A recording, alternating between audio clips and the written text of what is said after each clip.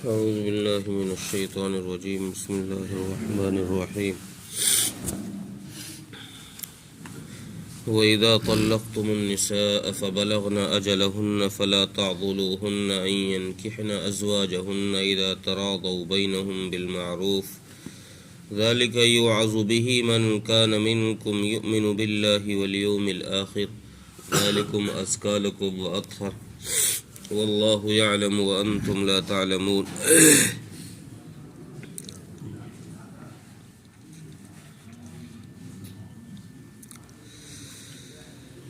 اس آیت میں اللہ تبارک و تعالی نے مطلقہ عورتوں کو دوسرے نکاح کرنے سے روکنے کی ممانعت کو بیان کیا ہے.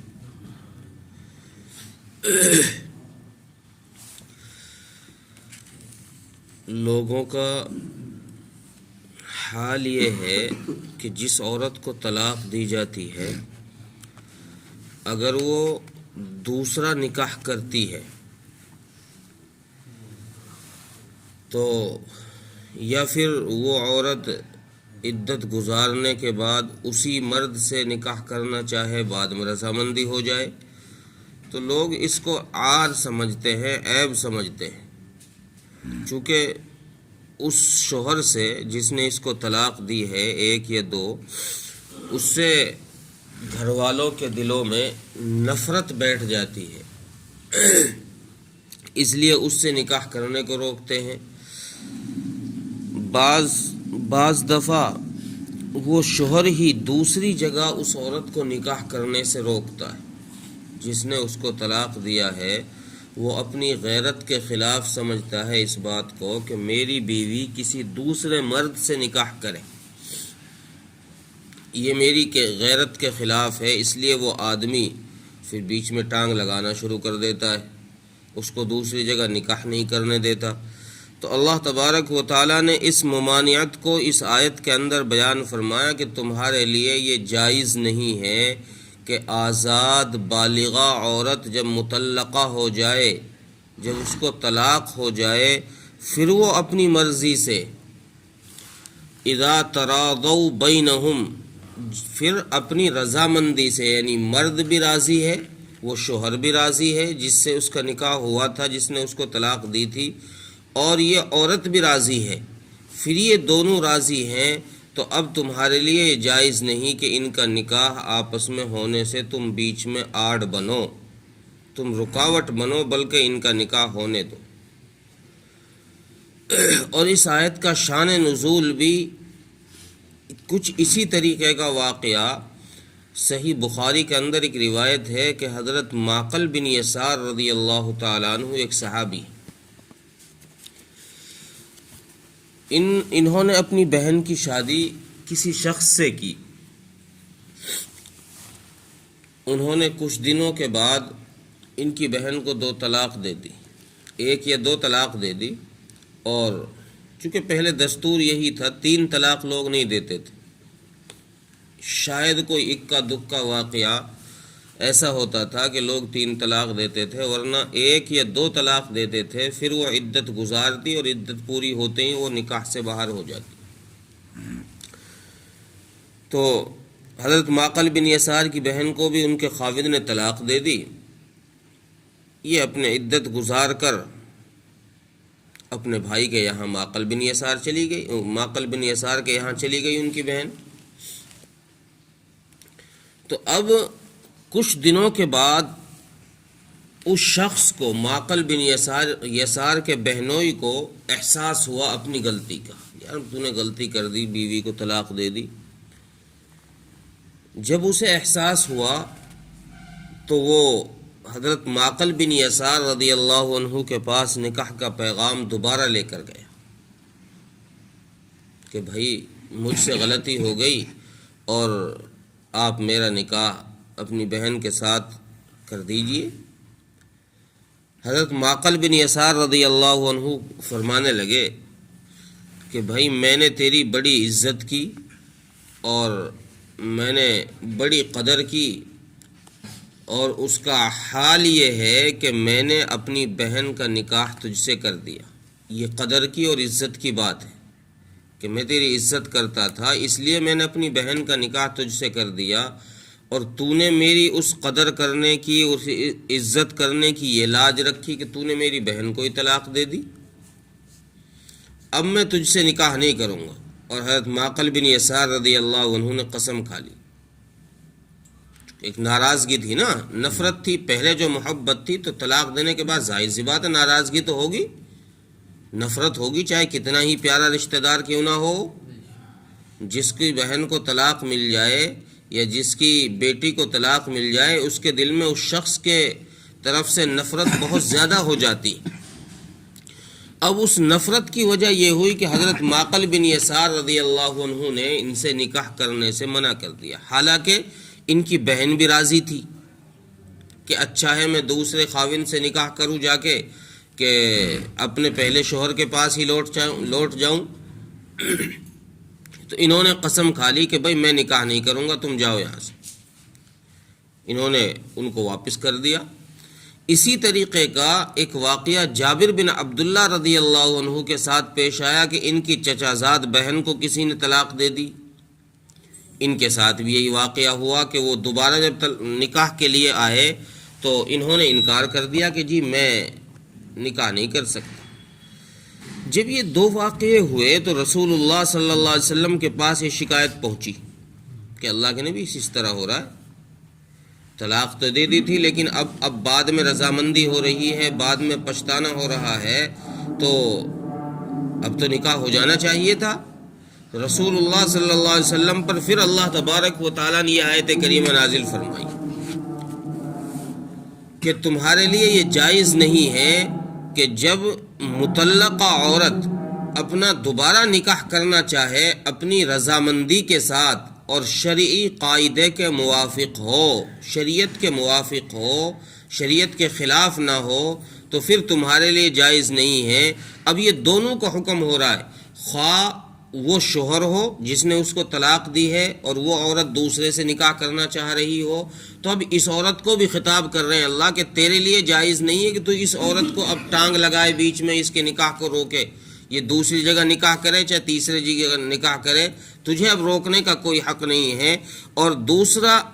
ان لوگوں کو بھی خطاب ہو رہا ہے جو اس لڑکی کے اولیاء ہیں،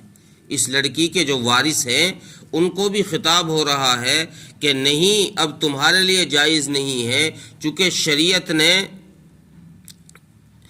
بہت ساری مصلحتیں سامنے رکھی ہیں کہ بعض دفعہ ایسا ہوتا ہے کہ لوگ جو گھٹیا قسم کے لوگ ہوتے ہیں وہ بعض دفعہ عورتوں کے نکاح پر جس سے نکاح ہو رہا ہے اس سے بعض دفعہ مال ٹھگنے کے چکر میں ہوتے ہیں، پیسے لینے کے چکر میں ہوتے ہیں کہ ہم اپنی بیٹی کا نکاح تب کریں گے، کوئی اتنے پیسے دو. اللہ تبارک و تعالیٰ نے اس لیے ان کو بھی روکا ہے کہ تمہیں یہ جائز نہیں ہے کہ تم بچی کی رضامندی ہے اور بچی بالغ ہے. اس آیت سے یہ مسئلہ نکالا ہے کہ نکاح کے وقت میں بالغہ عورت سے اجازت لینا ضروری ہے، بغیر اس کی اجازت کے نکاح نہیں ہوگا. چونکہ یہاں اللہ تبارک و تعالیٰ فرما رہے کہ بالغہ عورت مطلقہ ہوگی تو بالغہ ہی ہوگی. وہ بالغہ عورت جب وہ اور جس سے نکاح ہو رہا ہے دونوں باہم رضامند ہے تو پھر تمہارے لیے جائز نہیں ہے کہ ان دونوں کے بیچ میں ٹانگ لگاؤ، ان کے بیچ میں رکاوٹ بنو. ہاں ایک شرط ہے کہ جب کہ ان کا نکاح شریعت کے خلاف ہو رہا ہو تو اب تم ٹانگ لگا سکتے ہو. اگر اس میں شریعت کے خلاف ورزی ہو رہی ہے، مثلا شریعت کے خلاف یہ ہے کہ جس سے یہ لڑکی شادی کرنا چاہتی ہے وہ اس کی پسند کا خاوند نہیں ہے، تم کہیں اور جگہ اس کا رشتہ کرنا چاہ رہے ہو، اس کی پسند کہیں اور جگہ ہے، اب تم وہاں اس کا رشتہ ہونے نہیں دیتے، تو شریعت کہتی ہے کہ اب تمہارے لیے جائز نہیں ہے، بلکہ جہاں اس کی رضامندی ہے وہیں اس کا نکاح کرو. اگر تم نے دوسری جگہ نکاح کر دیا تو پھر وہی طلاق اور طلاق کی نوبت آئے گی اور وہی فتنہ فساد کا معاملہ ہوگا. اس لیے اس کا نکاح وہیں کرو جہاں اس نے پسند کر رکھا ہے جہاں اس کی رضامندی ہے۔ دوسرے شریعت کے خلاف اس وجہ سے بھی کہ بعض دفعہ مہر مثل سے کم میں بھی عورتیں لڑکیاں راضی ہو جاتی ہیں نکاح کرنے کے لیے۔ مہر مثل اس کو کہتے ہیں کہ جو بچی کی پھپھو وغیرہ کا جو مہر بندھا ہوا ہے، اس کے گھر کی جو اور عورتوں کا جتنا مہر بندھا ہے نکاح میں، اس مہر کو کہتے ہیں مہر مثل، یعنی اس سے کم میں نکاح کرنا اس لڑکی کا اور جگہ پر، یہ شریعت کی نظر میں شریعت کے خلاف ہے۔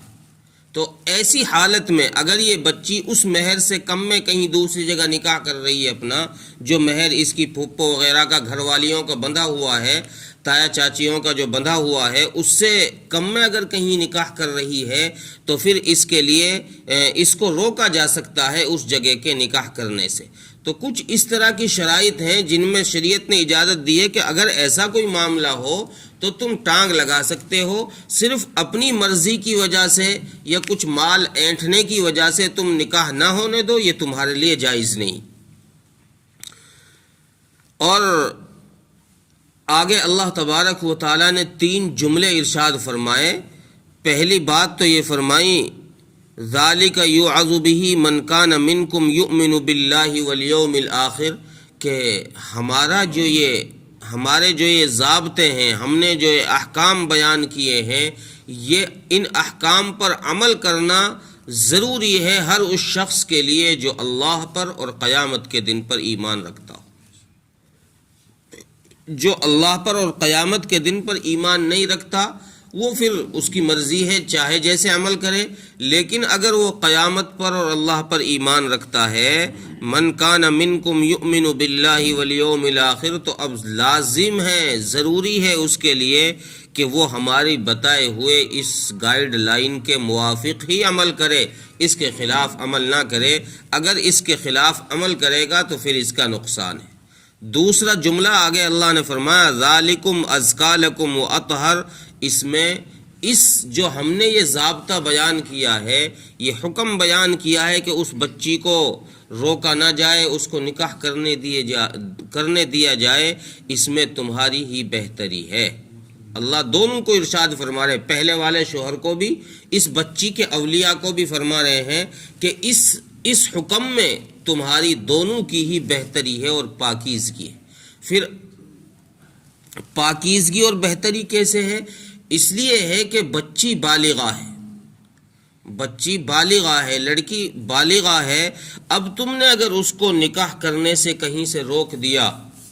تو پھر اگر اس نے کہیں گناہ کا ارتکاب کر لیا تو اس گناہ کے ارتکاب میں تم سب کے سب اس کی سزا کے مستحق ہو، سب پر اس کا وبال آئے گا جو اس نے گناہ کیا ہے۔ چونکہ تمہارے روکنے کی وجہ سے تم نے اس کو نکاح سے روکا، یہ اس نے پھر گناہ پر قدم اٹھایا، تو اب اس میں تمہاری بربادی ہے، تمہیں عذاب دیا جائے گا اور تمہیں تکلیف دی جائے گی۔ اس لیے بہتر یہ ہے،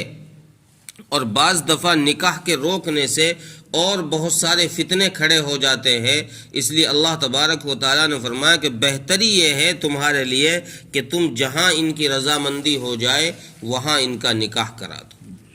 وہاں سے ان کو روکو نہیں۔ اور واللہ یعلم وانتم لا تعلمون، تیسرا جملہ اللہ نے فرمایا کہ جو میں جانتا ہوں وہ تمہاری عقل کام نہیں کرے گی، جو میں جانتا ہوں۔ یہ اللہ تبارک و تعالیٰ کا ایک قرآن کریم میں نا انداز ایک یہ ہے کہ اللہ تبارک و تعالیٰ دنیا کی حکومتوں کی طرح کسی قانون پر سزائیں متعین نہیں کرتے۔ دنیا کے قانون میں تو یہ ہے، حکومتوں میں یہ ہے کہ ایک قانون بنا دیا، اب اس کے نیچے لکھ دیا کہ بھئی اس قانون کے خلاف کرنے پر یہ سزا ہے، یہ جرمانہ ہے، اتنے روپے لگیں گے یا اتنے سال کی جیل ہوگی، یہ جو بھی اس کے خلاف کرے گا اس کے لیے سزائیں متعین کرتے۔ شریعت مطہرہ کا ضابطہ یہ ہے، قرآن کریم میں اللہ تبارک و تعالیٰ نے بڑے بڑے جرائم بیان کیے ہیں، زنا، چوری، قتال، سود، بڑے بڑے جرائم بیان کیے ہیں، لیکن ان جرائم کے بیان کرنے میں اللہ تبارک و تعالیٰ کا ضابطہ یہ ہے کہ اللہ تبارک و تعالیٰ پہلے بندے کے دل میں اپنا خوف بٹھاتے ہیں، مجھ سے ڈرو۔ اس لیے اللہ تبارک و تعالیٰ نے جہاں جہاں اپنے قانون بیان کیے ہیں، وہاں آیت کے آخر میں یا تو واللہ علیم بما تعلمون، واللہ خبیر بما تعملون، واللہ بصیر بما تعملون، اس طرح کے لفظ اللہ تبارک و تعالیٰ لے کر آتے ہیں کہ میں جانتا ہوں، میں تمہاری حالات کو جانتا ہوں، میں تمہاری خبر رکھتا ہوں، میں تمہارے دلوں کے حال کو جانتا ہوں۔ اللہ تبارک و تعالیٰ نے بندے کے اندر میں اپنا خوف بٹھانا چاہا ہے، اور اس کی وجہ مفسرین نے یہ لکھی ہے کہ انسان کے اندر میں اگر خوف رب کا آ جائے گا تو ہی گناہوں سے بچ سکتا ہے، ورنہ تو گناہوں سے نہیں بچ سکتا۔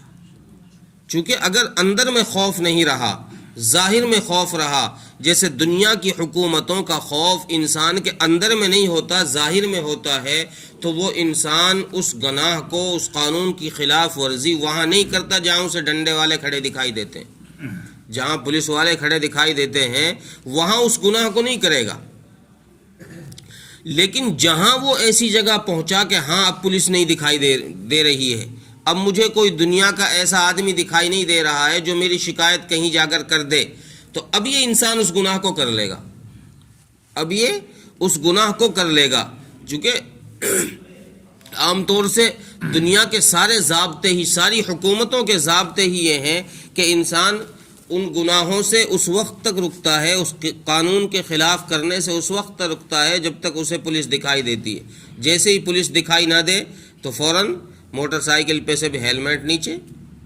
اور پولیس دکھائی دی ہیلمٹ اوپر، چونکہ اسے پتہ ہے نا کہ یہ چالان کر دیں گے، جس پر جرم ہے، تو اس لیے دکھائی دیے تو سر پر ہیلمٹ آ گیا کہ ان کے ڈر کی وجہ سے اوڑھ لیا ہے، جیسے ہی ان سے الگ ہوا تو اس کو نیچے کر لیا ہے، تو پتہ یہ چلا کہ یہ اس گناہ سے اس حد تک رک رہا ہے جس حد تک اسے خطرہ دکھائی دے رہا ہے۔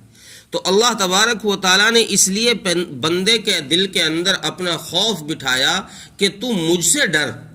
جب تو مجھ سے ڈرنے لگ جائے گا تو پھر اس قانون کے خلاف تو کرے گا ہی نہیں، چونکہ جب تیرا یقین یہ ہے کہ میں ہر جگہ موجود ہوں تو پھر تو چاہے جنگلوں میں چلا جائے، چاہے تنہائیوں میں مکانوں میں تالوں کے اندر چلا جائے، پھر تو کہیں جا کر اس گناہ کو نہیں کرے گا جس گناہ سے میں نے تجھے روکا۔ اس لیے اللہ تبارک و تعالیٰ نے ضابطہ یہ بیان فرمایا واللہ یعلم وانتم لا تعلمون، کہ دنیا والو تم جو خیالات کر رہے ہو، تم جو سوچ رہے ہو، تم جو یہ نفع نقصان سوچ رہے ہو کہ یہاں رشتہ کر دیا تو ناک کٹ جائے گی، یہ تو پہلا آدمی ہے، اس نے طلاق دے دیا تھا اور دوبارہ اس سے کیوں نکاح کریں، اللہ فرمائے نہیں، میں نے اب جو ضابطہ بیان کر دیا ہے، اب چاہے پہلے شوہر سے ہو چاہے کسی دوسرے شوہر سے ہو، جہاں لڑکی کی رضامندی ہو اس رضامندی پر تم اس کا نکاح کر دو، اس میں ہی تمہاری بھلائی ہے۔ واللہ یعلم وانتم لا تعلمون، تم نہیں جانتے اس بھلائی کو، میں جانتا ہوں،